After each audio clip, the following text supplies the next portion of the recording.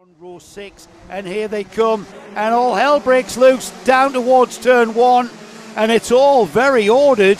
Great start from these juniors. They'll get their full 12 minutes of racing, and it looks like the starter was happy because we're racing into turn 2. Very untidy in the midfield, but it looked like everybody in front of that got away pretty well, and this is going to be a fascinating fight. Yes, for the poleman Billy Edgecombe, but Mason Perrin only a couple of metres over his left shoulder, and it's been an Edgecombe-Perrin scrap in the first 3 heats for these junior cars.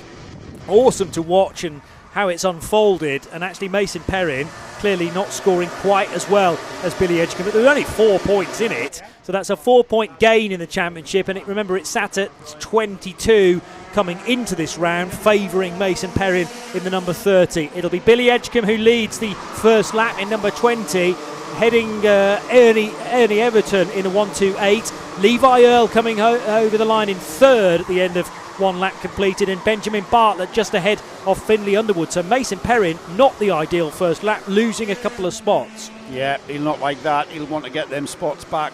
As Billy Edgecombe, you can see, off into the lead. What a great race this is. Already breaking out the first 3, 1, 2, 3, 4, 5, 6 carts before we see any kind of discernible gap there. With Billy Edgecombe, Ernie Overton, Levi Earl, Benjamin Bartlett, Finley Underwood, Mason Perrin in 6th, Wills Will 7th. Not sure what's going on with the timing bar on the stream, but we'll keep you informed as to where people are. Down into turn 1 for the 3rd time then, or the 2nd time. And it's Billy Edgecombe, he leads by 3/10. We don't really need a stopwatch there, do we, Johnny? No. Train of 5 carts, about to become, 8, 9, 10, possibly 10. Move for second there, Levi Earl, I think it was there, who got ahead of the number 128, Ernie Overton. And Bartlett's into third and Levi Earl into second. So yeah, Overton losing a couple of spots in basically 2 corners there. The complex did not go well for Ernie Overton, who began this lap in 2nd place. And there's Mason Perrin in that all red liveried cart, just keeping a watching brief as well in that 5th place as they cross the line to complete 3 laps.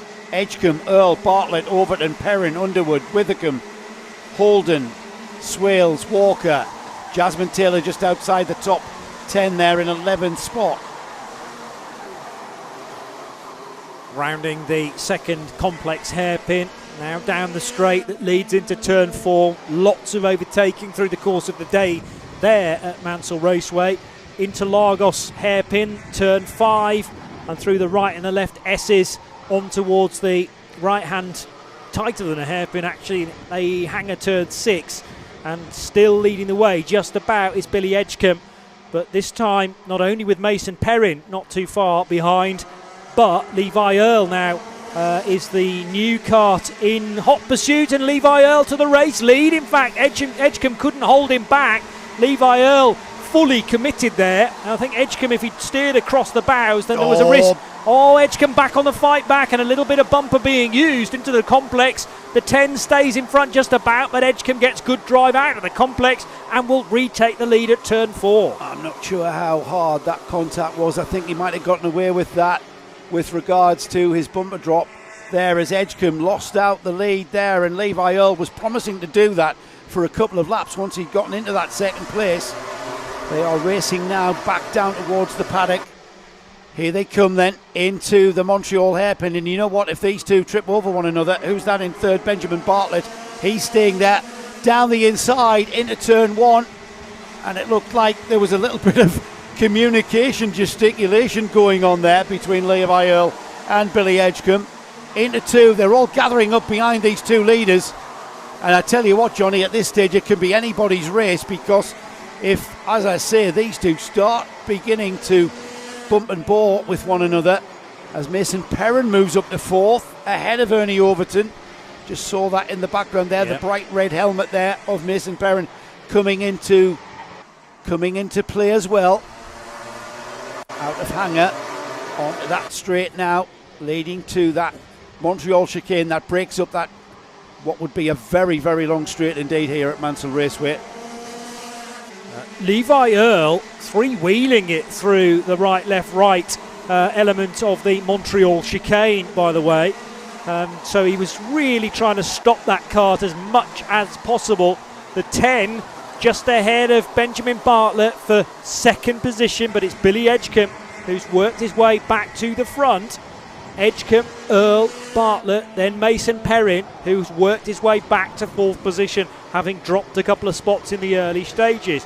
Perrin in front of Ernie Overton, I should say, and then Josh Withcombe next up in the sixth place, number 73. But absolutely nothing between the top 6 or maybe even 7 junior Rotax runners, and huge pressure for Billy Edgecombe. He's had to take this though all day, and at the moment he's soaking it up. He knows that Levi Earl is very good, very strong into the Tarzan hairpin there at the start of each lap, Joe. Yeah, and he saw, you know what, Levi Earl showed Billy Edgecombe his cards, didn't he, by getting by.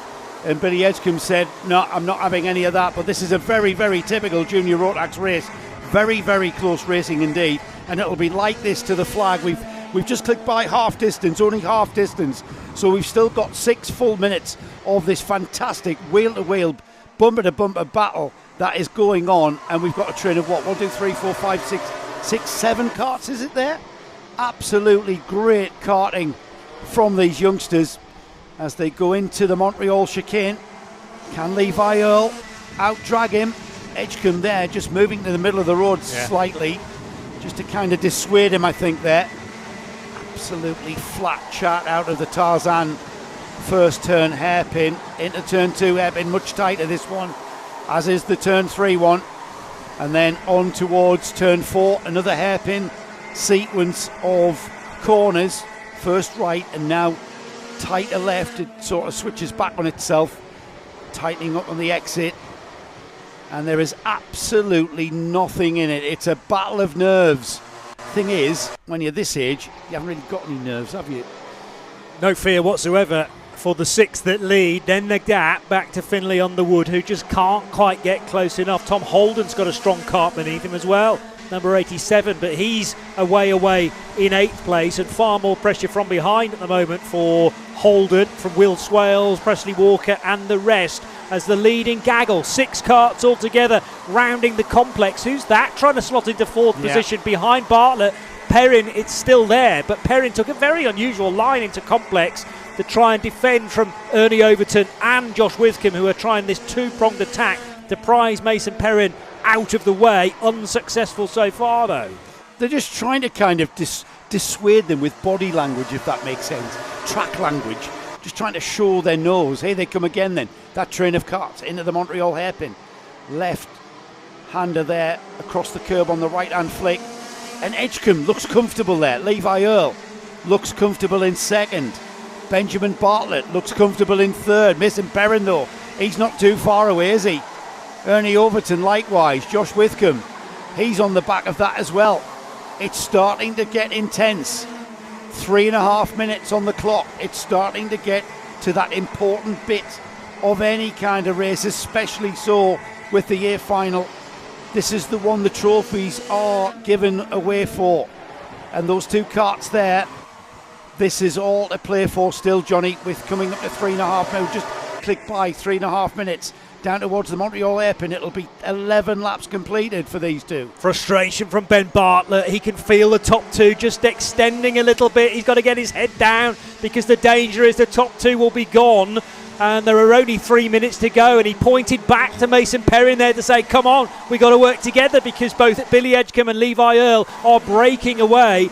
1st and 2nd, it might be all down to those 2 guys now, unless there's a mistake from Billy Edgecombe, but we've not really seen that all day. Levi Earl, we know he's strong into the first corner, but he can't prize the opening at Interlagos, or indeed at the final corner of the lap, which is the Hanger hairpin, approaching that at very low speed. But again, Benjamin Bartlett just a bit too distant in 3rd spot.